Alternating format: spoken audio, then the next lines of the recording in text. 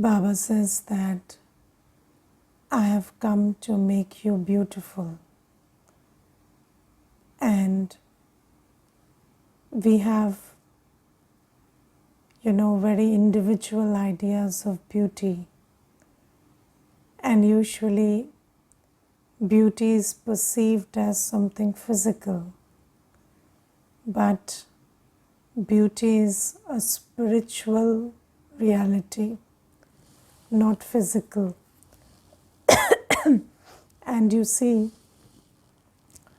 when you look at somebody's appearance and they appear very attractive and beautiful, and then you come into interactions, then after some interactions, if that same person is not beautiful inside, their thoughts, their opinions, their ideas, their conduct is not beautiful, then you start feeling that there is nothing beautiful about this person, and they appear very ugly to you. And this is the thing that we don't understand, that it is our virtues that make us beautiful. And you can only constantly feel somebody is beautiful when they are virtuous. Otherwise, physical beauty might attract you for some time, but then as soon as you come into relationship, the self that you are, whether it is vicious or virtuous, starts becoming very apparent. And then what the other person sees is only that inner self. And then the same person who looked very beautiful, they appear very ugly after some time. And this is why Baba says that Baba has come to make us really beautiful. And in this world, if we think about beauty, the most beautiful are the deity images, and they are the charm of the deity images, or the purity that attracts us to the deity image is unmatched. And Baba says, I come and make you like that. And in this world, you see, because the inner reality and the outer reality don't match, that's why somebody may be attractive from outside, but then inside they may not be virtuous. But in Satyug, there is perfect coordination between the soul and body. So, as beautiful as the soul, so is the body. But Baba says it is always inside out. So in Sangam Yoga, where do we have to start? We have to start with inner beauty. And Baba says, what does it mean to be beautiful? Being beautiful is about being virtuous, having all divine virtues. And Baba gives 3 indicators of those who are virtuous. He says, those who are virtuous will never give sorrow to anybody. They will never, ignore Baba's directions, and they will always try to alleviate the sorrow of everyone. So these are the qualities of those who are virtuous. And you see, in the world, it is said that the biggest virtue is kindness. And basically, when you don't give sorrow to anybody and you try to alleviate everybody's sorrow, that is an act of kindness. So beauty and kindness go together. And then Baba says those who are beautiful, those who are virtuous, they know that they cannot ignore the one who is making them beautiful. So they never ignore Baba's teachings also, because it is Baba that is making me beautiful. So how can I, not ignore Baba's teachings and then become beautiful? So these are the indicators of the one who is becoming beautiful. Now, Baba has told us what are the divine virtues that we have to now embody, and those virtues which we have to now become an embodiment of. And the first virtue is purity. Now Baba tells something very interesting today. Baba says that when you become virtuous, when you become beautiful, you also have to have a lot of tolerance. Yes, so we will understand the process of becoming virtuous. So you understand the virtue, you understand that you want to become pure, you have to become pure, so you have that aim. Now, do you have the aim to be pure first? Yes, so the first thing is intention, because every day in the Murli, Baba explains to us the importance, the power, or the attainment of the virtue of purity. But still, sometimes children don't have this 100% commitment to this aim of becoming virtuous, or pure. So, are you committed to being pure? Do you understand that I want to become pure? Yes, whether it is the language you use, whether it is the words you use, whether the drishti or the acts of impurity that you engage in. Have you thought about Baba's Srimad so much that you want to be pure? That's the first thing, because I think that when you want to be pure, then the rest is very easy. But there is a lot of interference from our old belief systems and our sanskaras. And sometimes, when you listen to the Murli or when you listen to a class on purity, then there is an intention that I want to be pure. But then that intention fizzles out as soon as you get up from the class. And then again, impurity is something you choose. Not only that, it's not like Maya deceives you or something. Most Brahmins, they also choose impurity. And I remember there was this one Mata, and she said that, Didi, I don't have any problem with celibacy because I never loved my husband anyway, so that's okay.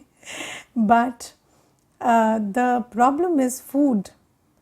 I have too much interest in good food, and you will say good is again, debatable, but I like eating, stuff from outside, fried and all that stuff they serve at the restaurants. And she said that I always think I'll leave it from today, but then I go and eat it. So, so you see that she, and that Mata is, I don't know whether she's the best Purusharthi, but she's a very honest soul, and she would always tell me whatever she's doing. And she said that, Didi, we are so twisted. We say we want to be pure, but who will stop us from being pure if we want to be pure? So nobody is stopping us. We don't want to be pure only. So she tells these things to me, and which is true, and it requires some amount of courage and acceptance to figure out that yes, it's something that you don't want. And Baba says that when this intellect is very dirty, then it doesn't sit in the intellect very easily that just by becoming pure you can become the master of the pure world.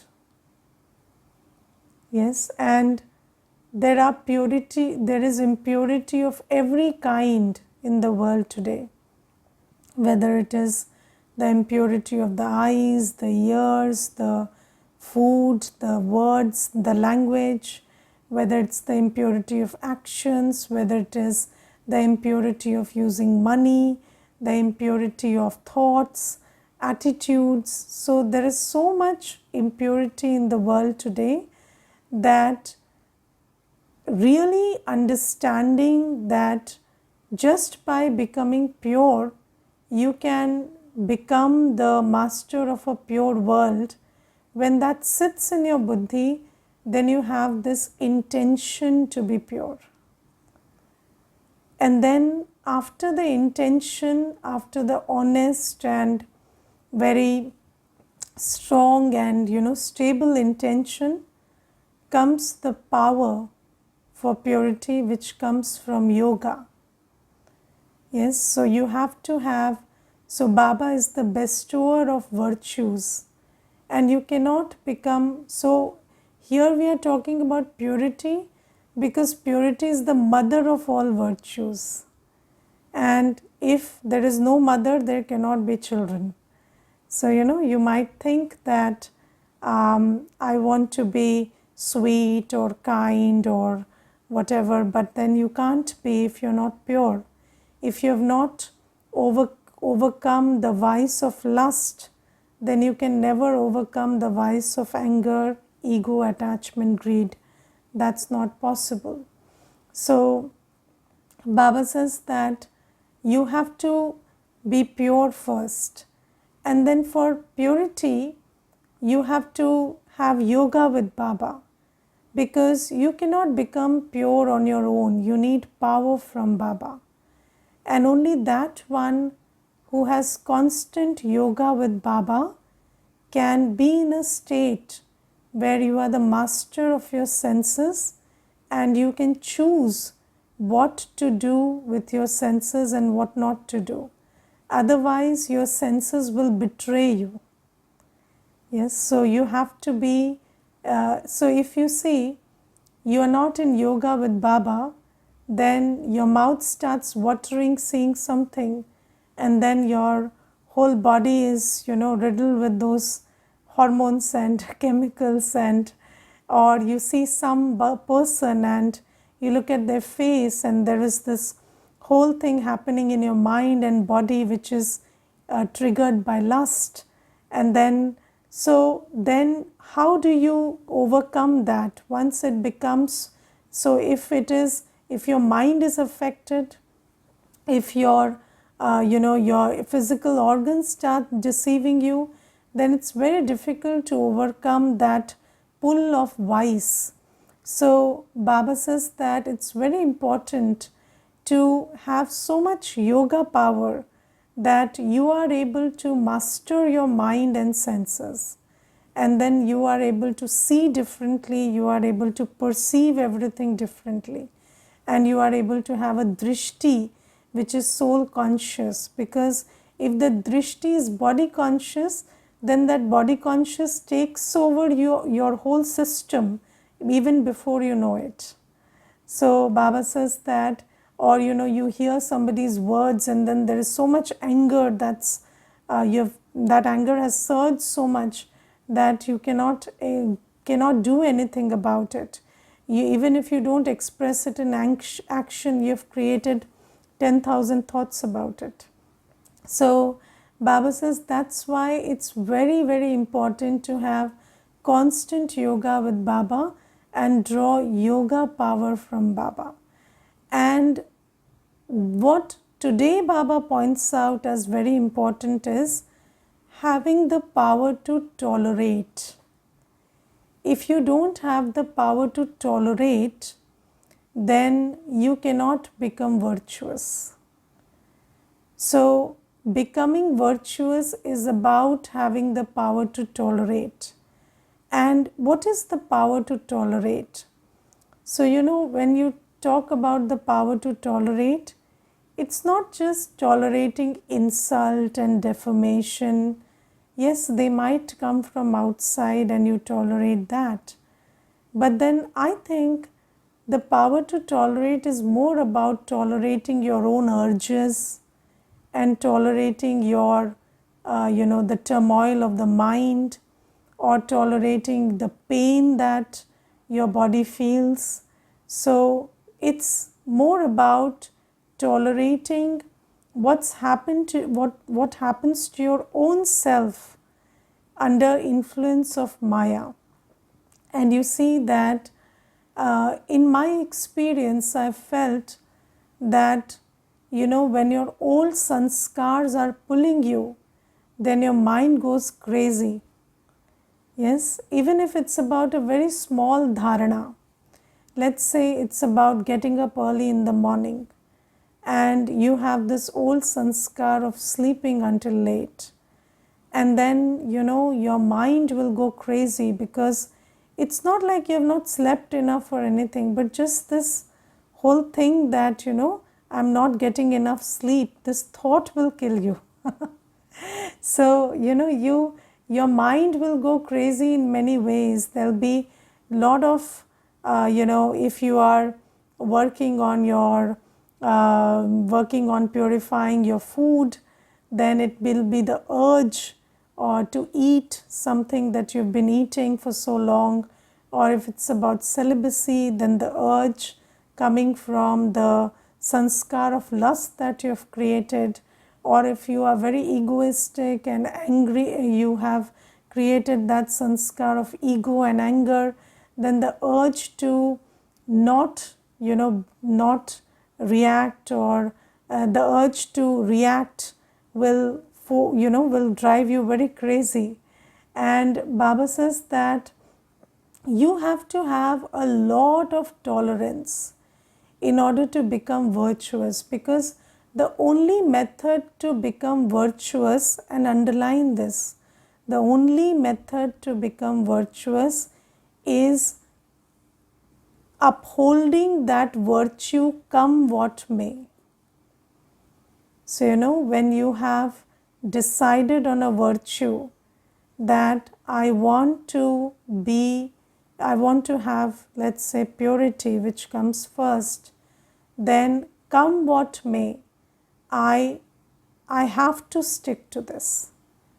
And if you start paying attention to the hindrances and the obstacles that Maya is sending your way, whether they are coming from outside or inside, if you don't have the power to tolerate that, and you start getting tired, you start questioning, why is everybody after me? What am I doing wrong? Or you start questioning, why is my own body and mind not cooperating? It's so difficult to deal with this. Then you see, if you start getting irritated and tired, then you cannot ever become virtuous. Because what Maya does is, every time you have a determined thought, she will just come and make you do the opposite of it. And then slowly, gradually, what happens? You lose faith in yourself. Because then Maya convinces you that you've tried 150 times and it has not happened, so it's never going to happen. So this is why, in order that you don't lose faith in yourself and you become an embodiment of that virtue, the only requirement is you keep upholding your virtue come what may. And in my experience, what I have understood is, Never focus on the challenge that's coming, because sometimes when there's a challenge, then what you do is you stop paying attention to what you set out to do and you start fighting with the challenge. But in doing so, your Buddhi Yoga is removed from Baba, your aim, and now your Buddhi Yoga is with the challenge. And then that challenge becomes very powerful with your own power of attention. So never focus on the challenge, whether it's coming from outside or inside. If there is a lot of turbulence in the mind, tell your mind, be as turbulent as you want, I don't care. If there's turbulence in the body, tell your body, go kill yourself, I don't care. I don't mind it. And if there's somebody else who has a problem with you, let them keep doing their own thing. And you have faith that they can do everything, but they can do nothing to you. Yes, they can do everything, but nothing will happen to you. And because you're with Baba. And when you have this kind of faith and you keep consistently sticking to that virtue and consistently upholding that virtue in every thought, word, action, then slowly, gradually you become an embodiment of virtue. And the moment you start thinking about the inner or outer challenges, then your own determination gets weak, and then you leave that virtue where it is, and then you start falling into the trap of the challenge. But you cannot fight with the challenge. Baba says, never fight with the mountain, never try to remove the mountain that's there. Just find your pathway. So, around the mountain, whether you fly above it, whatever you do, but just create your own pathway. Don't fight with the challenge. So, this is how and for that, you need a lot of tolerance, because when you don't have tolerance, you start getting tired, you start asking why is this happening to me, why are they after me? But tolerance means you don't mind anything that's happening outside or inside, and you are just okay with all of that, and it doesn't matter, it doesn't create any thought and feeling inside you. And how do you develop this tolerance? By having yoga with Baba and constantly think about Baba. You see, Baba is the ocean of all powers, Baba is the Almighty, and just think about how much tolerance Baba had and how much tolerance Brahma Baba also had. Yes, and so many things happened, and it's not a big deal that so many things happened and Baba crossed it, because everything that happens comes and goes, nothing stays. So Baba also crossed it, but the big thing is Baba became an angel despite it. And Baba did not allow any challenge to change his personality or his directions or his actions. Yes, so this is how much, Baba has been an embodiment of tolerance, and Baba changed from a Brahmin to an angel despite everything. And Baba says that if you just keep seeing the Father, keep seeing Shiv Baba, keep seeing Brahma Baba, keep following Brahma Baba, then you will draw the power of tolerance from Baba. Have you seen the impact of, you see, when you read about somebody who is an embodiment of any virtue, let's say there's a scientist and he has perseverance, and then you read about that scientist, then don't you feel that for 1-2 hours you become very perseverant? Yes. So that So virtues are very infectious. So when you keep company with somebody who is virtuous, then that virtue becomes your virtue. At least for some time it does. And when you keep company in your awareness, because you see, company is always here. Yes, it's here. And Baba says that if you keep company with Shiv Baba and Brahma Baba in your awareness, then you will keep drawing virtues from Baba. And in my experience, I have had a lot of inspiration uh, through the life of Brahma Baba, because it is a practice that I've had from the beginning, that I every day read some portion of Brahma Baba's story. So there is Brahma Baba's story, Baba's Adbhut Jeevan Kahani, and then that story, you read some portion of it every day, and it will build a lot of virtues in you. So you must, when you want to keep awareness of Shiv Baba and keep awareness of how Brahma Baba led his own whole life, then you must do some reading, some churning about Baba's life. And when you keep doing that, it triggers or inspires those powers in you. And when you have that power to tolerate, then you don't mind. You see, Brahma Baba was the front runner in everything. And just think about the urge of attachment. Yes, so he was so wealthy, and then he didn't give anything to his children. So just think about how much of attachment he would have fought with.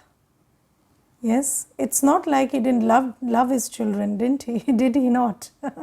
He loved his children, and if you read Brahma Baba's story, then you see he loved his daughter so much that every Sunday he used to send a card for her, and she would come and visit him. So he had that kind of attachment with children.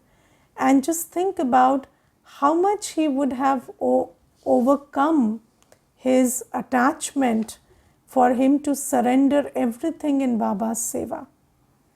Yes, so it's not a small deal. And when you think about these things, then, and he is not somebody who had pennies. He had, he had a lot. And he could have, thought that I'll give some to my children and then other things to Baba. But no, he said, I belong to Baba, so everything belongs to Baba. And then and because of that, all his children, but at least some of his children, or the daughter-in-law and the wife who had that part, they also belonged to Baba. So Baba says that you have to have a lot of tolerance, and if you don't have tolerance, it's absolutely not possible to become a giver, to become pure. Or if just think about your experience of upholding virtues. What happens is, in the morning you decide, right? I will be sweet today. Yes, not talk bitterly, rudely, or pay attention to everybody's words and talk politely, talk sweetly. But then what happens? Somebody is talking, in your opinion, what is rude or improper, or just talking too much, or talking something that's not making sense. And then what happens is, you leave your sweetness behind and you again start talking the way you do in such situations. Why does that happen? Because there is no tolerance. And you cannot become virtuous without tolerance. And even about being loveful, you see, the whole world says that not about being loveful, but they say, I love this person and that person, right?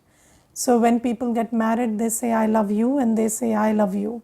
And both are saying, I love you, even in the courtroom. But they are going for divorce. Why? Because there's a lot of love, no tolerance. And they say, I love this person, but I cannot tolerate his habits. And the other one says, I also love this person, I also cannot tolerate their habits. So, how can you love without tolerating? How can you be sweet without tolerating? How can you be pure without tolerating? Because it is a world of impurity. It is a world of, vices. And if you want to be virtuous, you must know that you cannot be virtuous without being tolerant. So Baba says that draw power with me, from me, build tolerance, and then develop one virtue after the other, and start with purity.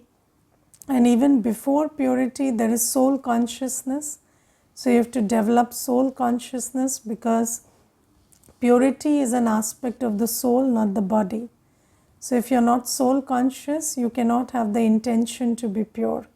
So this is something that Baba says about being beautiful, and about being beautiful with tolerance. And then today Baba says that you do not have to, Baba gives us very clear directions. Baba says that first thing is, you have to pay attention to your thoughts, words and actions in all your interactions. Because whenever you come into interaction, whether it's with nature, with your own body, with souls, then if you don't pay attention to your thought, word and actions, then you will create impure karma. And then Baba says that you have to pay attention to having civilize.